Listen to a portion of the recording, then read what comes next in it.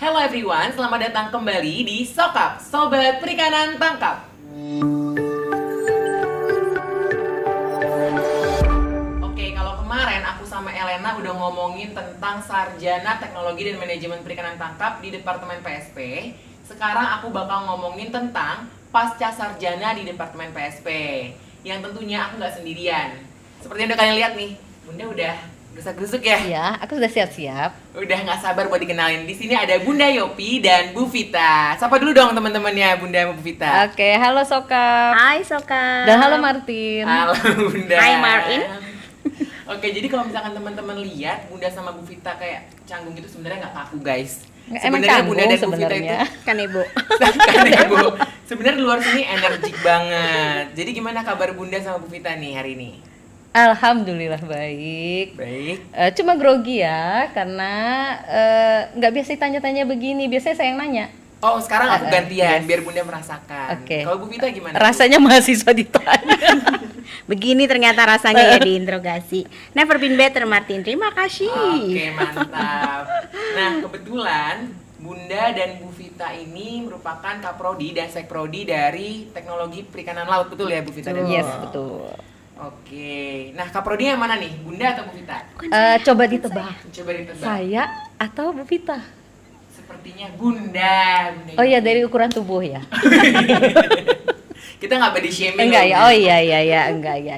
Oke, Sekprodinya Bu Vita. Nah, teman-teman pasti pada penasaran kan, di pasca sarjana ini ada program studi apa aja sih Bunda sama Bu Vita? Boleh dijawab mungkin? Untuk di pasca sarjana IPB secara keseluruhan. Di Departemen PSP oh tentunya. kalau Departemen PSP, jadi Departemen PSP itu punya 3 program studi. Jadi ada program studi S1 namanya adalah Teknologi dan Manajemen Perikanan Tangkap yang minggu lalu sudah dijelaskan oleh Martin dan Elena. Benar Bunda. Ya. Kemudian 2 program studi lainnya adalah program studi magister dan program studi doktor dengan nama Teknologi Perikanan Laut. Nah, di program studi itulah kami berdua ditugaskan untuk mengawal jalannya program studi tersebut. Oke, kalau misalkan di S1 itu kita punya 3 divisi keilmuan ya Bunda Bu Vita. Ada sumber daya, kapal dan alat tangkap dan segala macam dan tata manajemen kelolanya juga ya. Nah, kalau misalkan di pasca sarjana itu ada keilmuan apa aja sih Bu? Sebenarnya sama, divisinya sama. Divisinya Jadi sama, satu divisi departemen. itu kan menjadi rumah keilmuan di Departemen PSP. Jadi ada divisi sumber daya, divisi kapal dan alat tangkap, sama divisi tata kelola dan kepelabuhanan. Nah, cuman kalau di program studi magister dan doktor itu dibagi lagi, ada rumahnya lagi. Jadi yang kita sebut dengan minat keilmuan. Apa saja minatnya? Saya berikan tugas kepada sekprodi saya Oh, untuk biar kerja ya menjelaskan. Bunda ya, Iyalah, biar nggak diam biar saja. honornya kan Ya. sama ya soalnya. Oke, Bu Vita silakan Boleh, kerja. boleh. Baiklah, terima kasih atas tugasnya. Oke, tadi jadi kalau divisi kan ada 3 ya tadi ya. Nah, divisi yang pertama yaitu divisi tentang yang membahas tentang sumber daya dan wilayah perikanan tangkap, itu mengelola minat namanya Bioscience, sumber daya ikan dan lingkungan. Jadi yang ngurusin tentang tingkah laku ikan, kemudian daerah penangkapan ikan, kemudian stok sumber daya ikan. Nah, itu yang minatnya ke sana bisa pilih keilmuan di situ. Jadi minat yang pertama tadi Bioscience, sumber daya ikan dan lingkungan. Kemudian yang kedua itu tentang alat tangkap. Tentang alat tangkap itu namanya Teknologi dan Rekayasa Alat Penangkapan Ikan. Nah, itu divisi itu minat itu dikelola oleh divisi kapal, alat dan teknologi penangkapan ikan. Jadi ada minat tadi teknologi dan rekayasa alat penangkapan ikan. Nah, tadi kita udah terkait dengan alat. Nah, selanjutnya yang nggak kalah pentingnya adalah kapal. Jadi minat yang ketiga adalah kapal dan teknologi kapal dan transportasi perikanan. Itu adalah minat yang ketiga. Nah, kemudian minat yang keempat itu adalah tentang kepelabuhanan perikanan, dan minat yang kelima itu adalah sistem dan tata kelola perikanan tangkap gitu. Oke, kalau Ya. tadi kan Bu Vita ngomong buat yang berminat boleh memilih A, boleh Yes, memilih B. ya. Nah, berarti sebenarnya kalau di pasca sarjana sendiri itu dari awal udah langsung milih berarti ya Bu? Yoi. Oke. Jadi sebenarnya gini, divisi itu rumah. rumah keilmuan, ya kan, 3 rumah keilmuan. Jadi kalau yang tadi Bu Vita bilang ada minat bioscience, sumber daya dan lingkungan, itu ada di divisi yang bioscience. Iya. Nah, divisi yang kedua itu kapal dan alat, dia punya 2 minat yang tadi disebut oleh Bu Vita, alat tangkap dan rekayasa. Itu minat yang pertama dari divisi yang kedua, dan minat yang kedua itu adalah kapal dan transportasi perikanan. Nah, divisi yang ketiga dia juga mengelola 2 minat keilmuan, yaitu kepelabuhanan perikanan dan yang tata kelola perikanan tangkap. Nah, itu jadi pengembangannya ke sana. Mahasiswa apakah sudah langsung peminatan? Iya, betul. Nah, jadi kita sangat mendukung keilmuan yang memang secara spesifik ingin ditekuni oleh si calon mahasiswa. Iya. Jadi nggak semuanya, ibaratnya kalau zaman saya dulu gitu ya, mau belajar, misalnya saya kebetulan di bidang kapal, jadi kalau saya belajar kapal ya pokoknya ikutin semua mata kuliah yang disediakan oleh program studi. Padahal nanti saya penelitiannya kumaha kapal lah gitu. kan. Nah, kalau ini enggak. Jadi sudah kita buat dengan, memang ada mata kuliah yang kita sebut dengan foundational course, itu adalah mata kuliah wajib yang harus diambil oleh semua mahasiswa PSTPL. Nah, tapi setelah itu mereka harus ngambil mata kuliah yang kelompoknya disebut dengan academic core course. Jadi itu adalah mata kuliah wajib minat. Nah, jadi kalau misal orang tersebut mau belajar tentang yang tadi kata Bu Vita, terkait dengan sumber daya atau bioscience, ya dia setelah ngambil mata kuliah dasar itu dia wajib mengambil mata kuliah peminatan itu sendiri. Kira-kira seperti itu, Martin. Oke, berarti walaupun teman-teman nanti daftar dan memilih minat keilmuan, tapi mereka tetap mendapatkan mata kuliah emang fondasinya gitu ya, Bu? Yes. Semuanya Betul. merata dulu, Yes. baru masuk ke minat keilmuan yang mereka mau. Betul, karena kan nanti mereka lulusnya kompetensinya adalah Magister Teknologi Perikanan Laut dan Doktor Teknologi Perikanan Laut. Oke, keren. Berarti kalau boleh tahu nih Bun, nama Bu Vita. Nggak bisa lah. Kalau nggak bisa kita udahin aja podcastnya kali ya. Iyalah ya. Bye. Belum ya. Kayaknya Bunda merasa tegang makanya mau Iya. dicairkan gitu ya. Boleh Saya kan kayak kanebo. Jadi kalau kanebo itu harus dibasahin biar dia lembek. Boleh mungkin minum dulu biar basah. Iya, saya udah minum loh dari tadi. Boleh. Oke, kita lanjut kali ya Bun, Bu Vita. Yuk. Nah, kalau misalkan udah dengar minat keilmuannya, keren-keren nih. Nah, keunggulan di pasca sarjana itu apa aja sih Bun dan Bu Vita? Kalau misalkan kita lihat dari sisi akademiknya dulu nih. Keunggulan kalau dari sisi akademik yang tadi kita jelaskan bahwa mahasiswa itu bisa mendalami, meramu juga ya. Mendalami ya, dia memilih mana sih dari minat keilmuan itu yang memang sesuai dengan apa yang mau dia dalami pada saat dia mengikuti perkuliahan tersebut. Nah, itu dari sisi akademiknya. Dan kita juga ada yang disebut dengan mata kuliah in-depth course. In-depth course itu mungkin setara dengan pilihan. Ya. Nah, pilihan itu kita bebaskan mahasiswa. Apakah dia mau mengambil mata kuliah yang disediakan oleh minat di mana dia berada, atau dia mau silang ke minat yang lain dalam program studi TPL, atau boleh juga dia ngambil di luar program studi. Nah, itu yang kita bebaskan ya ke mahasiswa pada saat untuk yang di kelompok mata kuliah pilihan itu tadi. Di luar akademik apalagi ya, suasana belajarnya mungkin kalau boleh sombong cukup asik ya di cukup gitu asik ya. lah, dosen-dosennya oke banget. Kalau boleh menyombongkan kalau boleh diri. sombong boleh gak sih? Boleh teman-teman. Boleh ya. Dosen ini sangat asik ya. Sokap kalau misalnya mau kuliah yang fun ya, Yang suasana happy. kondusif, happy ya, TPL lah pilihannya. Jadi mata kuliah tersebut materinya kalaupun sulit, tapi kalau disampaikan oleh dosennya dengan ramah lingkungan, itu pasti akan lebih mudah untuk diserap. Paling nggak kita punya komitmen lah buat bangun suasana akademik yang kondusif dan enak lah untuk diikuti oleh mahasiswa. Karena kan mahasiswa nih kalau udah pasca sarjana kan pasti mereka pertama sudah pernah kuliah S1 nih. Jadi ada pengalaman nih dulu S1 kuliah kayak gimana gitu. Nah, kita tuh pengen memberikan pengalaman perkuliahan yang berbeda. Udah mah kadang kuliah cuma 1 orang. Jadi boleh nih kalau di pasca kan ada loh kuliah 1 orang. Kebayang dong kalau kuliah 1 orang, dosennya juga nggak bisa kita tektokan gitu, agak repot kan. Jadi di sini kita komitmen untuk memberikan suasana akademik yang paling tidak bisa mengakomodir memberikan kenyamanan lah buat mahasiswa. Oke, artinya di sini dosen-dosen pun mendukung kegiatan pembelajaran yang ramah gitu ya, supaya teman-teman pun enjoy ngelaksanain perkuliahan. Jadi atmosfer ininya di kelas gitu di ya. kelas tuh lebih friendly lah. Dan teman-teman bisa dapat ilmunya sebanyak-banyaknya gitu ya dengan kondisi kelas seperti itu. Nah, kalau misalkan aku dengar teman-teman juga bebas buat milih program mata kuliah yang di luar program studinya, berarti S2 ini juga mendukung terkait Merdeka Belajar juga ya, Bun? Mungkin bisa lah kita dikatakan mendukung MBKM ya sekarang. Kalau di S1 kan memang sudah strukturnya sudah dibuat seperti itu. Nah, tapi secara tidak langsung kita pun juga sebenarnya memberikan kebebasan kepada mahasiswa untuk meramu sendiri keilmuan tambahan apa yang harus dia lengkapin seperti itu. Satu lagi ada lagi yang sebenarnya juga kita mulai terapkan yang namanya penilaian rekognisi pembelajaran lampau. RPL. Nah, jadi mungkin RPL itu tapi sepertinya lebih bisa diterapkan untuk mahasiswa S3 kali ya. Karena RPL itu kan satu penilaian berdasarkan ini apa sih namanya berdasarkan yang masalah kita udah tahu gitu ilmu itu. Kemampuan yang sudah dilakukan oleh si mahasiswa. Contoh misalnya gini. Ada penilaian RPL untuk misalnya mata kuliah, ada salah satu mata kuliah namanya evaluasi desain kapal penangkap ikan.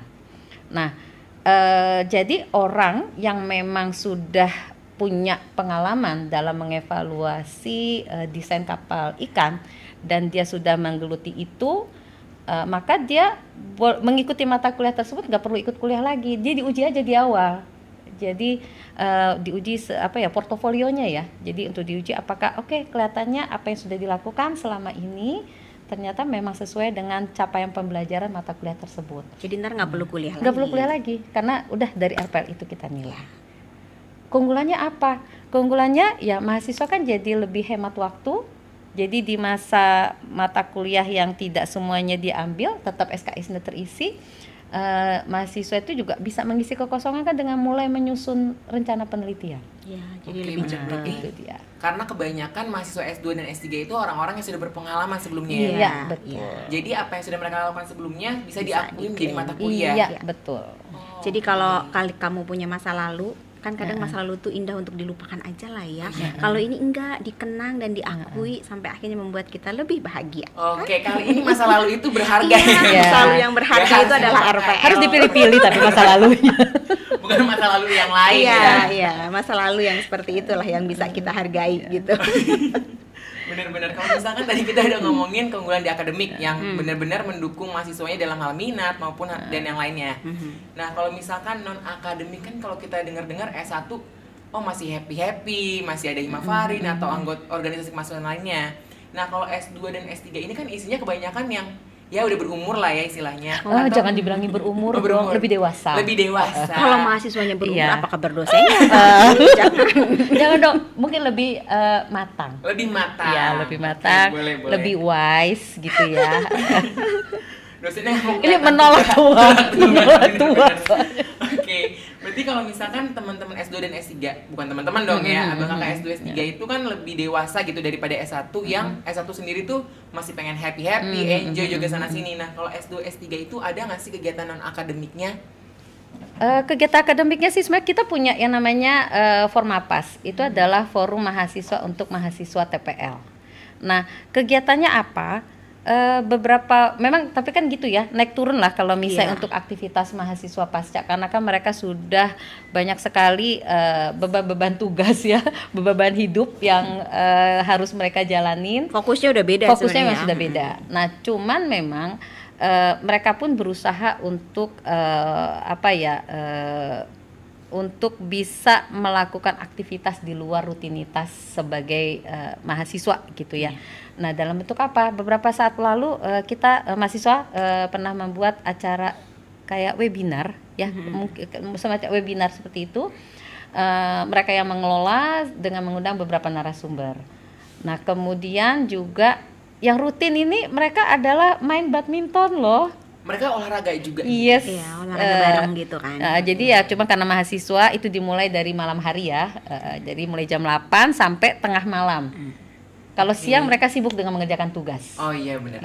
Jadi ada tuh setiap seminggu sekali kalau nggak salah mereka melakukan kegiatan bersama untuk main tepok bola.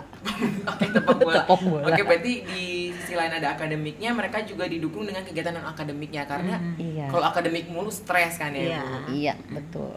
Oke, benar-benar. Nah, kalau misalkan kayaknya kita ada obrolan yang kelewat nih Bunda dan Bu Vita. Oh, masa? Kita balik ke kuliah Ada dan nggak? oh, nggak ada. Kalau misalnya kita lihat flyer nih, Mhm. di situ ada kelas khusus dan kelas reguler. Oh iya. Ah. Iya, kita kelupaan itu di kuliah di Iya, awal. iya, iya. Itu kira-kira gimana tuh, Bu? Kalau reguler yang sebenarnya jadi gini, perbedaan antara reguler dengan khusus itu adalah waktunya, waktu kuliahnya. Jadi kalau reguler itu dianya weekday. Jadi Senin sampai Jumat dari ya jam kantor lah ya. Iya. Mulai dari jam 7 sampai dengan jam 4 atau 4. jam 5 dari Senin sampai Jumat. Tapi kalau yang kelas khusus itu dimulai Jumat mulai jam 3 Iya, jam 3 sampai lanjut hari Sabtu nanti dari sampai pagi Dempor. sampai seikhlasnya lah. Sampai seikhlasnya dan Pernah sampai Iya. jam 11 malam Oh iya, gitu. pernah bisa. sampai jam 11 malam betul. Pokoknya perkuliahan terakhir jam 9. Nah, tinggal bagaimana entusiasme dari mahasiswa saat mahasiswa, itu. Beliaunya betul. ini pernah mengajar sampai jam 11. Sampai jam Berarti 11. Kalau nggak di Sangat stop, antusiasnya. mereka Iya. nggak ini gitu. Terus nggak berhenti saja. terus sampai besokannya terus. Betul, betul. Nah, jadi kalau kelas khusus itu memang biasanya jadi target calon mahasiswa yang memang tidak punya statusnya itu bukan tugas belajar. Tapi izin Jadi belajar. izin itu jadinya Tetap ya dia harus boleh bekerja ya. dia boleh kuliah tapi nggak boleh meninggalkan pekerjaan kantor. Makanya dibikinlah Jumat Sabtu. Jumat Sabtu itu seperti itu. Berarti buat kelas khusus itu buat program apa dan reguler itu buat strata yang mana nih, Bu? Semuanya. Oh, semuanya. Untuk S3 aja. Kita Oh. sekarang ini masih fokus ke S3 Untuk yang kelas khusus. yang untuk kelas Iya. khusus. Berarti reguler S2. S2, S3, kelas khusus hanya S3. Oh, Iya. maksudnya S3. Dan kelas Iya. kelas khusus itu ada pembatasan ya jumlah kuota minimum Iya, ya itu soalnya. dia. Karena kan itu dilakukan di luar jam kantor. Mm-mm. Jadi kan harus ada minimum mahasiswa yang Ya. terpenuhi dulu supaya kelas itu bisa running. 7 ya kalau nggak salah ya. Kalau Atau S3 itu minimal 5. 5. S3 minimal 5 Minimal untuk yang lima. khusus Jadi kalau apa? ada Iya. 5 orang Mm-mm.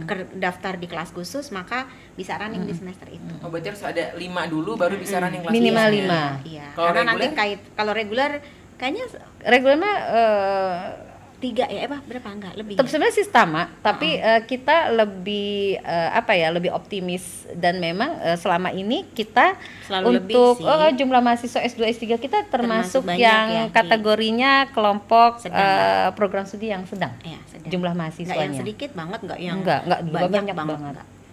Sesuai lah kalau misalnya kita hitung rasio antara dosen dengan mahasiswa. Nggak jomplang-jomplang Nggak banget lah ya. jomplang banget lah. Yang Oh, menandakan satu lagi apa yang tuh? beda kalau kelas khusus, kalau reguler itu kan kuliahnya di kampus Di Dermaga. sini ya. Kalau yang kelas khusus kita di Di kampus Baranang Baranang Siang. Siang. Oh, yang sebelah botani. Iya. Iya. jadi Habis kuliah bisa ngemol. bisa ngemol. Dosennya sih terutama. Tapi malam. Sabtu Makanya malam. jam 11 ke mall. Oh iya, mungkin sekalian Ngemolor bantuin maksudnya. satpam ya. Bener-bener. Karena depannya hotel langsung. Iya, betul. Gitu. Bener-bener. Nah, kalau misalkan pengalaman Bunda dan Bu Vita nih, apa sih hal yang seru di pasca sarjana ini? Seru. Kita coba tanya kepada Bu Vita dulu ya. Serunya apa ya? Karena kebetulan kalau bagi saya seru karena berinteraksi sih dengan ya beda aja cara kita berinteraksi nih kalau saya pribadi ya ke anak S1 sama S2 dan S3 jadi agak beda dan memberikan pengalaman tersendiri gitu ya. Jadi itu sih serunya. Terus yang kedua, ketika ngobrol sama mereka itu kita dapat insight banyak dari pengalaman dari pekerjaan mereka, kemudian dari sekolah mereka sebelumnya gitu-gitu. Nah, itu seru.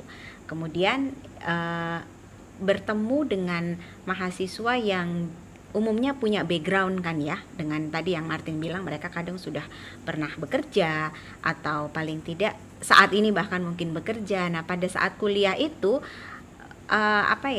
excitement apa ya, serunya tuh lebih berasa karena diskusinya itu bisa sangat hidup gitu di kelas, karena ada feedback lah dari mereka gitu ketika kita ngobrol, atau bahkan kadang nih saya yang justru belajar dari mereka.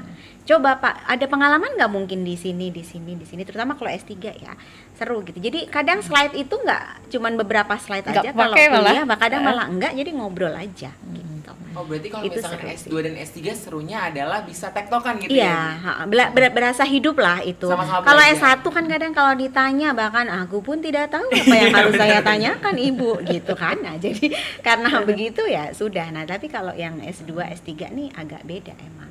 Meskipun sometimes menakutkan juga sih, kayak kebeban gitu dari saya, ya Allah, anak kemarin sore gitu, maksudnya di depan kelas orang-orang yang memang sudah berpengalaman. Oke. Nah sebelumnya itu aku udah ngepost SG buat teman-teman yang mau nanya. Nah kebetulan tuh ada yang nanya, aku izin buka HP ya. Oke, Min? mangga. Ada yang bertanya dari Bang Ana Saputra, dia nanya, ada program perkuliahan jarak jauh nggak, Min? Itu dia. Sebenarnya kita sendiri pun juga tidak masalah ya dengan perkuliahan jarak jauh, karena kan soalnya toh juga teknologi sudah berkembang. Iya. Thanks to COVID sebenarnya, karena dengan adanya kemarin COVID kita kecam, tapi sebenarnya juga banyak hal positif yang kita peroleh. Karena apa? Pada akhirnya kita dipaksa untuk melek teknologi. Iya benar. Ya kan ya. Zaman dulu sebelum ada Zoom kan ada Skype. Ada yang pakai enggak? Aku enggak. Ya kan? Tapi pada Udah akhir keren pada ya, masanya. tapi mungkin tidak semua kan, karena Iya. orang tidak terpaksa menggunakan itu gitu. Kecuali kalau kita punya teman di luar negeri, itu yang baru dipakai. Teman yang beda pulau nggak pakai gitu kan, paling telepon. Nah, tapi dengan adanya COVID kita dipaksa untuk melek teknologi, kita semua. Sehingga Zoom jadi hal yang mudah bagi kita. Nah, kemudian dengan sekarang COVID sudah berakhir, kenapa kita harus lagi kembali ke masa istilahnya masa purbakala yang kita belum mengenal teknologi itu. Nah, tapi kembali ke pertanyaan itu, apakah memungkinkan untuk perkuliahan jarak jauh? Mungkin bisa. Kalau saya sih, kenapa harus dibuat sulit? Kalau memang kita transfer ilmu itu bisa dilakukan dengan jarak jauh. Cuman memang pasti ada perbedaan, feel-nya nggak sama nih antara kita memberikan materi ataupun menerima materi secara online dengan secara offline. Jadi kalaupun kita membuat perkuliahan secara online, maka paling tidak ada waktu-waktu tertentu yang memang mahasiswa mau nggak mau harus ke kampus, kan mereka harus mengenal kampus mereka secara 3D, jangan hanya secara langsung. Ketemu sama dosen-dosennya, karena feel-nya pasti akan beda lah, ketemu dengan dosen di online dengan ketemu dosen di offline. Jadi silakan saja bisa, bahkan kalau misalnya memungkinkan, kalau memang susah diatur, karena mungkin kalau misalnya reguler itu kan susahnya, ada yang bisa offline, ada yang online. Nah mungkin bisa saja lah, Mas siapa tadi? Mas Anas. Ana Saputra. Mas Anas tinggal hubungin saja ke sekretariat, kalau misalnya kita bisa bikin kayak semacam kerjasama. Jadi ya kita atur perkuliahannya seperti apa, metode perkuliahannya seperti apa. Oke, Iya gitu, maksudnya ya nanti di kontak ke nanti bakal ditulis nggak nih di sini? Ya tolong dong dibuat catat, tolong ya editor, tolong bisa ditulis ya menghubungi siapa. Oke. Oke, berarti artinya pasca sarjana ini juga terbuka gitu ya terhadap hal-hal baru. Betul. Ya. Tapi mungkin lebih distance learningnya lebih ke online ya. Jadi memang maksudnya kuliah ya bareng online gitu, bukan berarti ada modul yang kayak apa sih? Oh enggak seperti enggak yang UT ada UT modul lah terus ya. kita belajar sendiri enggak, asinkronus enggak, iya. tapi tetap sinkronus, tapi maksudnya jadinya online gitu Iya, sih kayaknya betul. ya. Real time gitu ya. Iya, Iya, real time. Enggak yang kita asinkronus. Dan kita juga pernah loh, Martin, kita pernah mengelola perkuliahan jarak jauh. Ya dulu dengan pengalaman dengan Halmahera ya, dengan Pemda Halmahera. Jadi ada waktu yang dimana kita dosen yang ke sana memberikan kuliah. Nah kemudian nanti ada masa dimana mereka yang harus ke kita. Ya, jadi ini kayak kerjasama eksklusif. Iya. TPL, maksudnya PSP program dengan studi Pemda dengan tertentu Pemda. gitu. Jadi dari Pemda itu udah ada sekelompok mahasiswa yang menjadi mahasiswanya gitu, siswanya gitu. Oke, artinya TPL ini terbuka gitu buat teman-teman yang mau bermitra gitu ya, Iya, instansi betul, terkait. betul. Jadi kalau mau melanjutkan Bekerja sama kuliah dengan di kuliah. kita dengan metode yang enggak reguler, enggak khusus, ya tinggal dibuat kerjasama aja dengan kita. Kita akan bicarakan bagaimana metodenya, bagaimana pelaksanaannya. Insya Allah sih bisa kita akomodir. Gitu. Oke, kan kalau itu ngomongin tentang buat teman-teman yang mau bermitra ya, Iya. caranya. Nah, kalau misalkan teman-teman yang nonton ini pengen masuk ke sekolah pascasarjana TPL IPB, gimana tuh, Bu? Sekarang udah buka pendaftaran Iya, gelombang pertama itu dari Februari, saya lupa tanggalnya, tapi Iya, berakhir di 30 April untuk yang periode Gelombang 1, satu, gelombang iya.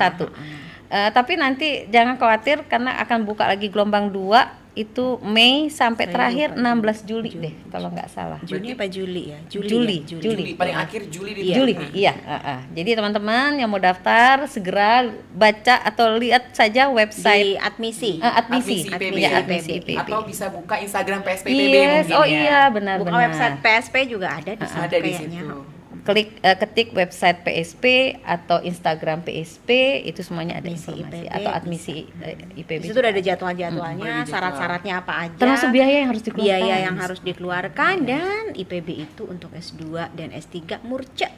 Murce, jadi Iya. teman-teman nggak perlu khawatir. Murce dan berkualitas. Tapi jangan tetap. salah, walaupun murca bukannya nggak berkualitas. Jadi Iya, maksudnya kalau Enggak di lah. compare itu tuh maksudnya Iya.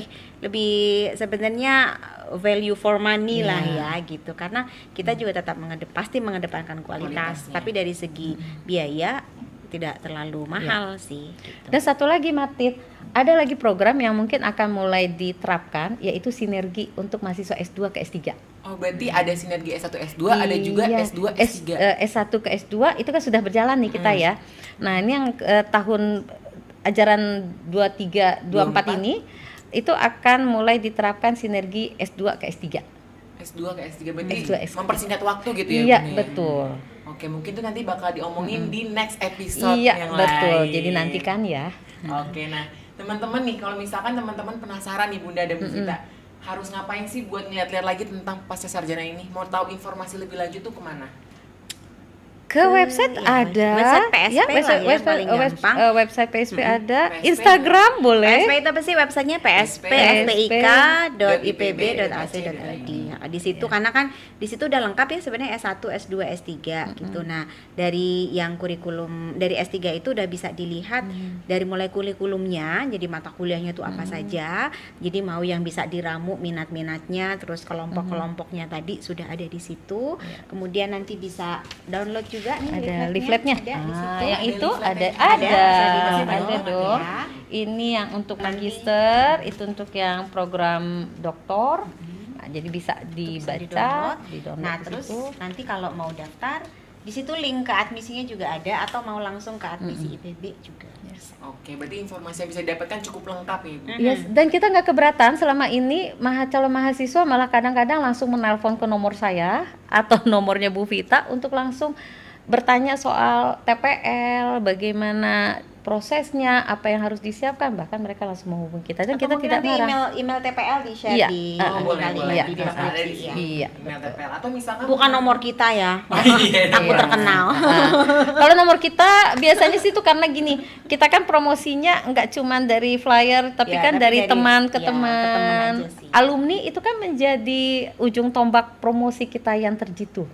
Sebenarnya kan karena mereka yang akan menceritakan TPL itu seperti apa, mau belajar apa, bagaimana dosen-dosennya, kan itu alumni nih. Nah, jadi biasanya sih kalau yang misalnya ada calon mahasiswa yang hubungin saya, biasanya itu karena informasi dari alumni. Oh, coba hubungin ini, coba Mutual ini. lah ya, dari Ah, mutual. Oke, berarti teman-teman kalau mau informasi lebih lanjut, kalau misalkan belum dekat sama Bunda dan Bu Vita, Ya, mungkin lewat lewat atau email. website lah ya. Atau Iya. kalau datang langsung sini Oh, boleh, apa-apa, boleh, ya. boleh. Oke, boleh ada di kampus FPIK IPB University Drama. Wing Iya. 4, lantai 3. Oke, mantap. Oke deh. Kira-kira gitu nih teman-teman buat yang pengen daftar pascasarjana, ditunggu kan? Ditunggu kan Yes dong, iya dong, ditunggu banget. Nah, udah disambut dengan hangat nih teman-teman buat daftar ke Pascasarjana Teknologi Perikanan Laut IPB. Buat tahu info lanjutnya boleh cek website ataupun Instagram PSP_IPB. Nah, karena waktu yang cukup panjang nih. Oh, udah panjang ya? Udah Oh, panjang udah banget. panjang. Udah Alhamdulillah. Karena udah habis ya. Bu. Iya. Oke, dan minum udah habis loh. kebetulan. Iya. Oh, iya benar. Oke. Mungkin teman-teman juga udah langsung pengen cepet-cepet daftar ya. Yes. Oke, mungkin kita tutup aja kali Sokap episode kali ini. Oke. Dan kita akan bertemu di Sokap minggu depan, episode 3. Ntar kita belajar PSP tuh ngapain aja sih, mancing doang apa gimana ya? Mancing keributan Mancing. atau mancing apa nih? Mancing yang lain Nah, gitu ya. mancing Besok yang akan lain. kita obrolin dan kupas tuntas tentunya bukan bareng aku tapi bareng Elena nantinya. Oh. Nah, teman-teman terus saksikan Sokap. Sampai jumpa minggu depan. Dadah. Dadah. Terima kasih Martin. Terima kasih Bu Vita.